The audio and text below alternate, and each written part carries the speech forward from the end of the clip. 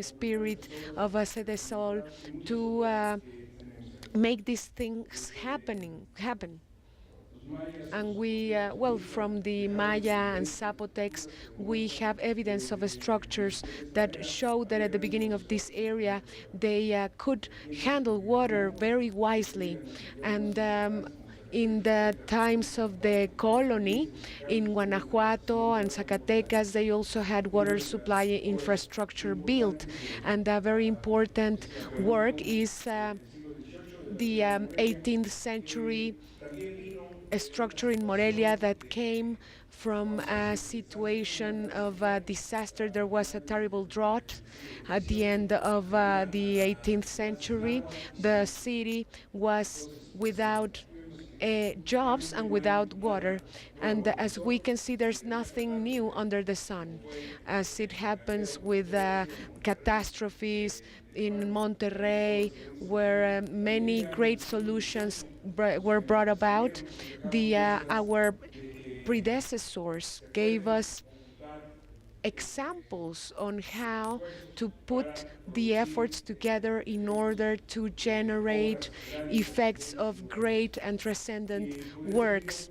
And I would like to share with you even more examples of works that have been of the joint effort that could tell us about getting the right people together. As González Juno was telling us, the man is gravitation, we are influence, we are reason.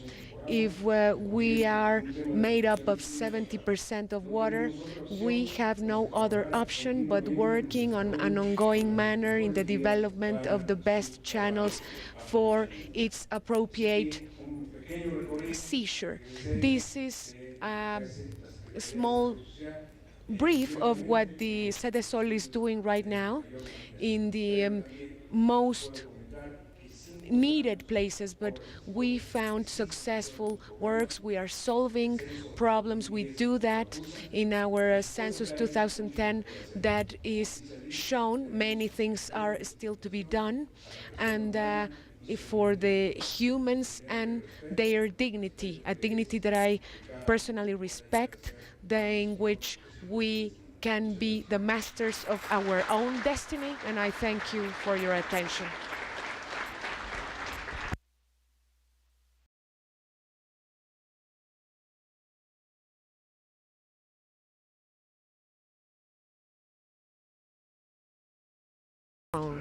A good microphone.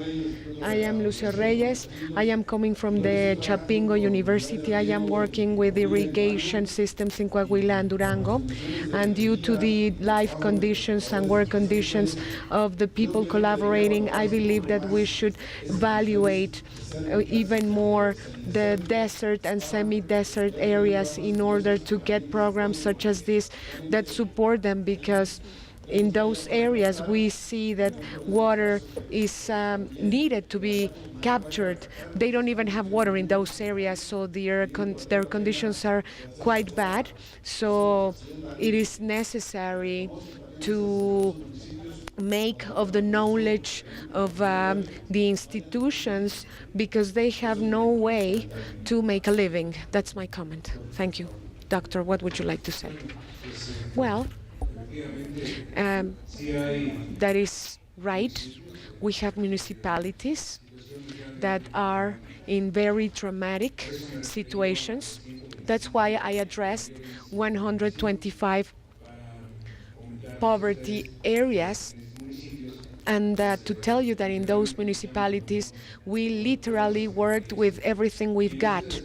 And in these municipalities where I've worked, I would like to comment that through the CONASA, that is dealing with very dry areas, is actually offering the best practices around the world in order to get water.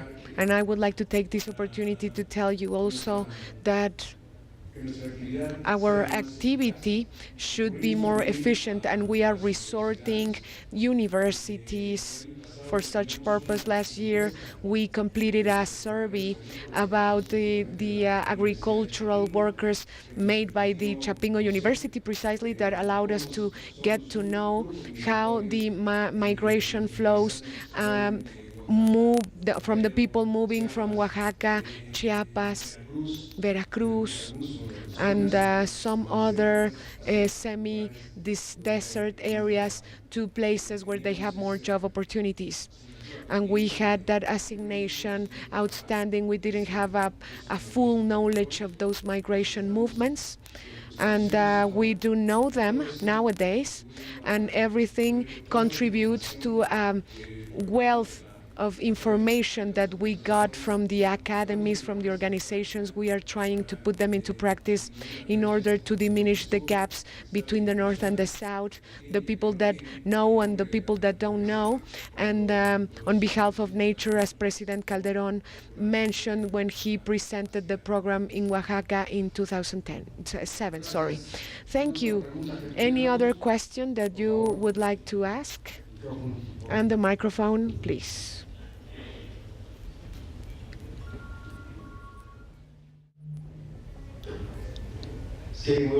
Good afternoon. My name is Lorenzo Rodriguez. I am coming from Tamaulipas State. I would like to ask you, how can we get the municipalities to be considered to take advantage of this program and to have this water cultivation? Because with the state of San Luis, that is our neighbor, we have a very desert area, and it is normal that we have no water, and we suffer from that. So it would be very timely to get the assistance from this program. Well, the PESA program is a federal program. That means that the resources go directly to the states and are operated by the governments pertaining to every state. What I would recommend is to approach to the development secretary of your state, so you can get information to know if the state is considered within the program and what municipalities may have access to it. We have a different question. We're going to take the last two questions here and there, please. Well, thank you. My name is Eduardo Morales. The question is, I figured that in these municipalities are 100% of indigenous populations. What is the relationship that we have with these indigenous populations? The decree creating this program for attending the indigenous populations, to the municipalities with a low development index, appoints the institutions participating in it, and the Commission for the Development of Indigenous Populations is participating very importantly, and Mr. Secretary Heriberto Guerra from Ceresol. So we are all very linked, and we are working all together. Now I am recalling, for instance, Mezquital in the state of Durango, and how the contribution of CDI for the roads and for the objective spaces has been essential. The same in the Oaxaca and Guerrero mountains. Of course, we have resources of CDI, of Zagarpa, ST, and Cedesol, of course, are involved. Thank you. We have another question. Engineer Luis Mejía, it is very important what you've mentioned. It is very plausible. And we would like to tell you also that the different municipalities of the states have not taken advantage of landfills.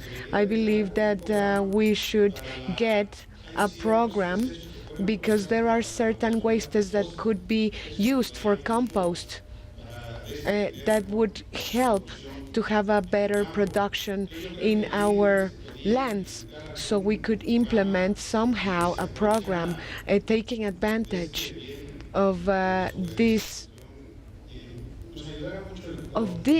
helping us in ecological terms. You are right, and we are in the priority zones developing some topics of the one that you are posing right now. I can recall that in the state of Veracruz, in the zone of Tequila, there are municipality projects that are supported by Orizaba Technologic University, and we are achieving great treatment of solid waste. Also in Nayarit, we have some other plans that are working out just well, and we are wide open in order to get proposals from the municipalities that want to participate along with us. Of course, we have to give priorities, and we would have to see the municipalities that are in greater need, and then the rest. But we are open to these problems, and we may give you much support. The last question, please. Go ahead with the microphone. Here we have one.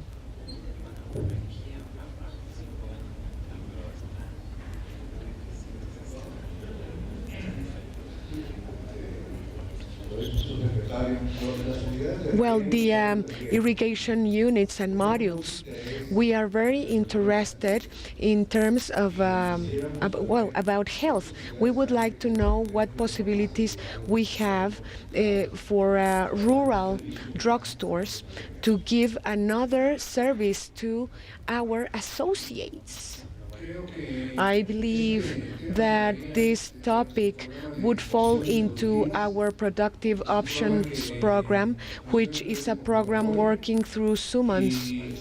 And you must pay attention to these next summons, and by those means we may be able to establish a drugstore that would be quite useful for the zones that you are mentioning, and this could be also for veterinarian purposes. Maybe you could also have a basic antibiotic or some other medicines for this in this.